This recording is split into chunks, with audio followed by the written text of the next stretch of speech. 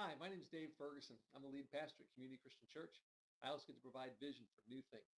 I was thinking about this Nines talk, and I said, what's one big idea that you'd love to communicate to thousands of church leaders across America? And I know you're going to get a lot of solid biblical instruction. You're going to get a lot of inspiration. And I hope what I have to say is inspiring. I promise you it is biblically based and grounded. But what I really want it to be is painstakingly practical. Because I think this one big idea that I want to give you today is something that if you will apply it, it will actually apply to every person in your church. And if it will become a part of the fabric of your church, you could catalyze literally a movement. I'm thinking about a conversation I had with my friend Doug. Doug's a guy that we were first friends, and then when I started a small group that was for parents of teens, I asked him to be my apprentice leader. Well, after he was my apprentice leader for about a little over a year, he took over the leadership as I kind of requested and he was ready to do. And he recruited another apprentice leader named Brad. Well, about that time, he called me up and said, hey, can I meet you at Starbucks? I want to have a cup of coffee. Got some questions for you. So we got together, we sat down, and he said, here you go, Dave. Here's the first question. He said, Brad's my apprentice leader. What do I do with him? And he was asking the very practical question of what do I do to develop another leader? What do I do to develop and invest in another person? Really what he's asking is what do I do to disciple someone? And so I said, well, Doug, you do what I did with you. Well, obviously it wasn't quite as obvious to him as it was to me. So I said, well, let me back up and show you exactly what I did with you. And I took just a piece of paper, and maybe you want to take a piece of paper right now. It was like a napkin there, right in Starbucks. And I just wrote on the back of it, here's exactly what I did. I said it was a 5-step apprenticeship process. And that's the big idea I want to give you today. A 5-step apprenticeship process for you to develop anybody.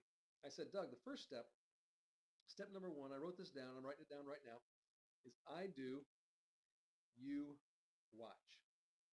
Okay, there it is. I think you can see that, right? I do, you watch.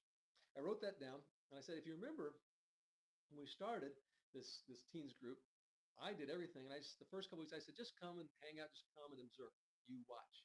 And you were kind of a passive participant, but you were still called my apprentice because you were watching. Now, the most important thing that happened after that, though, was what you do after each of these steps, and that's you talk. We got together, we talked about it. We kind of did a debrief. What's working? What's not working? What do we need to change? I said, then we moved on to the second step. And I said the second step was I do, I wrote down the napkin just like I am right now, you help. I said, if you remember, Doug, what we did then is I continued to lead, but I started giving you small assignments. Within the context of this ministry, at first, I asked you to lead the icebreaker. Just do the opening question. Then pretty soon I had you do not only the opening question, but then the first maybe 3 or 4 questions that were part of the discussion. And then pretty soon you were, in almost no time, beginning to facilitate the emails that went back and forth to kind of take care of the group. And so you started doing more and more to help. That was the second step. But then we made a very important transition, the third step, about halfway through your apprenticeship, where it was you, and I wrote this down, do, and I help. And at that point, I think you thought he thought I was kind of pawning stuff off on him. But I wrote this third step. Let's see if we can get all 3 there. There you go. Okay.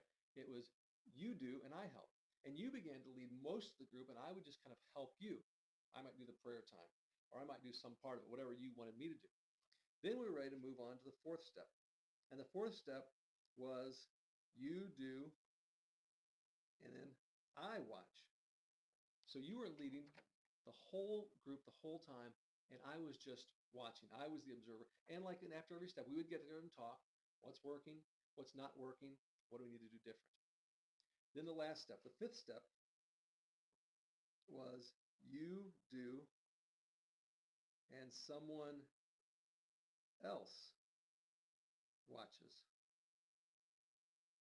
And that's what we wrote down. You do and someone else watches. And that's, now you've recruited Brad.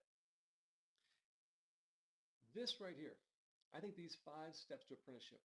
Some of you listening right now are saying, oh, that's ridiculous. This is so easy. And you're absolutely right. Do not underestimate that something that is simple, okay? But profound, can revolutionize the life of a church or really even an organization. And if you will follow these 5 steps and teach others to follow these 5 steps in whatever ministry it is, you will never lack for leaders because you'll always be developing leaders. You'll never lack for artists because you'll always be developing artists by using these 5 steps. It's so important.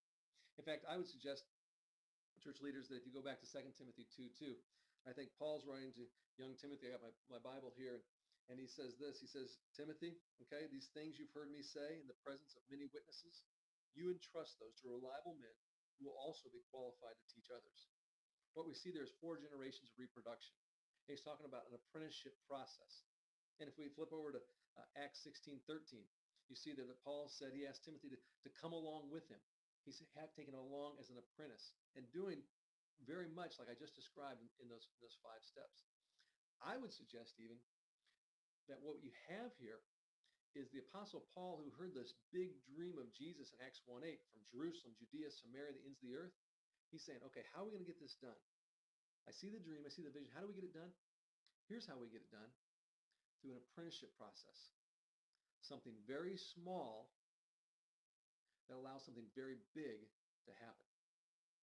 I can tell you that when we started Community Christian Church, we started with 5 small groups.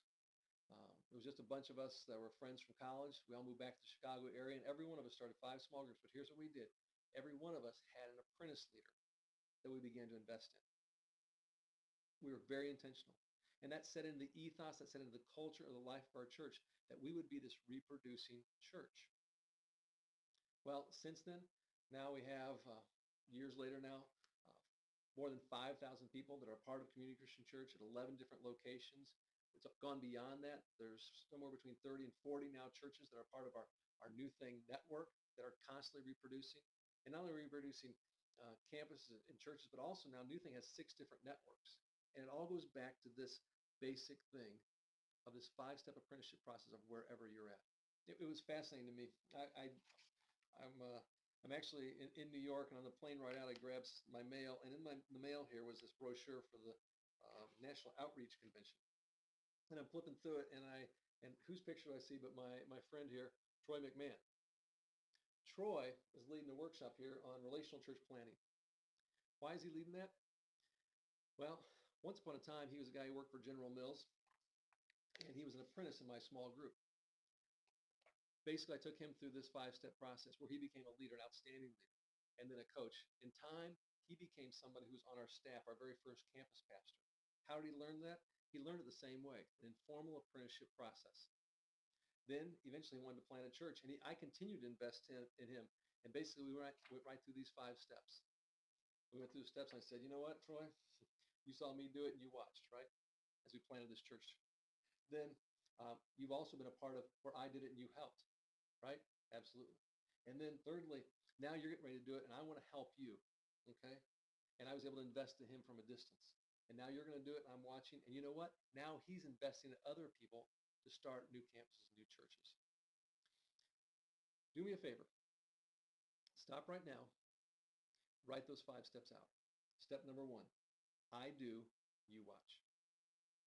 Then you talk about it. Step number 2, I do, you help. And then we talk about it. Step number 3, you do, I help, and then we talk about it. Step number 4, you do, and then I watch, you're completely in charge, and we talk about it. Then lastly, you do, and someone else watches, and they repeat the cycle all over again. You see, I think God has a dream. I think God has a dream, and I think his dream is the redemption of the entire planet. I think he wants to see all people find their way back to God. And I don't think it's going to happen through some kind of big, sophisticated, complicated plan that we can't explain. I think it's going to happen through simple things like investing one at a time in other leaders, something you might call discipleship, we call it apprenticeship. And I think this 5-step process is the way to make it work. Take this, use it, see it revolutionize your church. Thanks a lot. It's been fun spending this 9 minutes together with you. Bye-bye.